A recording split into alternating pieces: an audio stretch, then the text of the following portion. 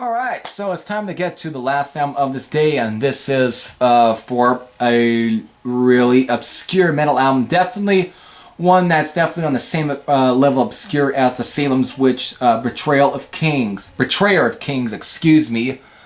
This is Matakopas coming out ahead, and this is their only release, and this is, like, again, a very obscure metal album, one that does fetch for quite a bit as well, because this was definitely limited to about 100 copies when it was pressed back in 1987. But it's definitely a pretty good and probably one of my favorites when it comes to really obscure US power metal albums, and this is just one of my favorites when it comes to especially the way this album starts off, which is with the track Strangers, with just the pounding drums and everything, that riff, and oh boy. And of course we get, Ray Abel's guitar work and, and Shane Perry's, I think, somewhere around that, voice, which is pretty killer. At times this is definitely can be also put next to bands such as Vicious Rumors and, or maybe like, Shock Paris, probably not Shock Paris, but just somewhere where it's definitely that. Even some of the stuff from like really early Pantera as well. This is just a really killer album in some places, especially with not Strangers, which is the album that starts off with Thoughts. Just a really good track. It's a little more melodic, it's a little slower, but still is another great track. For Your Life keeps it going. It's a good track. Cruel You, fucking good track. Time of Day, damn good track. Night Stalker, now we're starting to get to even more, now the album really starts to pick up again. Fucking great track. Dreamer, with a title like that, you'd think this would be a, kind of a ballad. It is not a ballad at all. This is far from a ballad. This is just another, real good rockin' track. That's all. Then we get the instrumental title, Matakopas, which is a good instrumental. It's not a fucking, shred fucking masturbation-like track. This is just a instrumental with just drums, guitar, bass, and definitely good guitar playing from Ray Abel.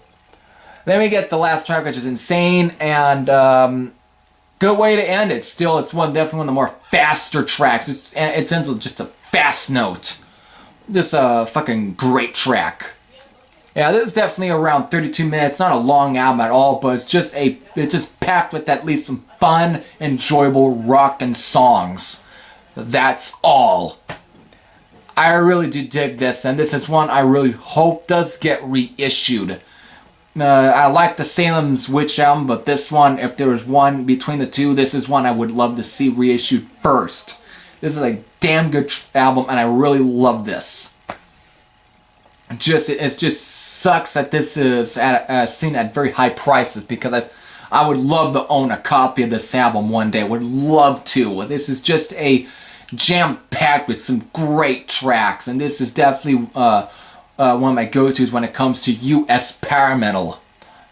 Definitely just a great album. Of course, the artwork cheesy, kind of reminding me a little bit of the artwork for Straight Between the Eyes by Rainbow, but here it's actually just a fucking robot sort of hand. This almost seems like the cover for like some NES video game or some sort, and just coming right, just holding the logo right there, just out of the guy's head, is fucking just bursting out.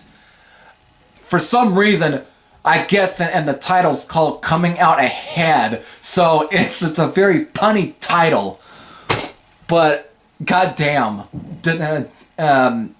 is it very effective. Just a great freaking album with a pretty artwork that's just with a punny title. But anyway, good album nonetheless. I really dig this. It's definitely one of the few obscure metal albums that I definitely really do like.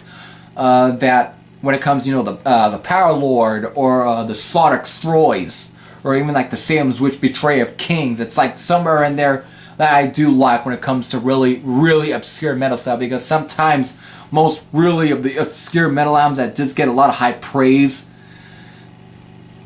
they all just seem to be very average, middle of the road shit that at times it just makes you wonder, why is this getting a lot of praise, especially when it comes to virtue. Yeah. So there you go. So until then, if you have heard coming out ahead, what are your thoughts? If you have any thoughts, you can post your comments down below. This is Heavy Trash saying I'm out. And tomorrow is the one of the last days of U.S. Power Metal Month. Not the last day, because Saturday's the last day. And hopefully I can get a list video by that day, or maybe on Sunday. Which is going to be May, but who knows when I'll get those 2 list videos. So we'll definitely see where things go. But I'm definitely still going to do that list video to where I really, both the best EPs of the US Power Metal genre and the best albums of the US Power Metal genre. Just personal favorites. So, with that, and I could just fit in with this of this month. We'll definitely see. Till then, that's everything I'm saying. I'm out. It's time to move on.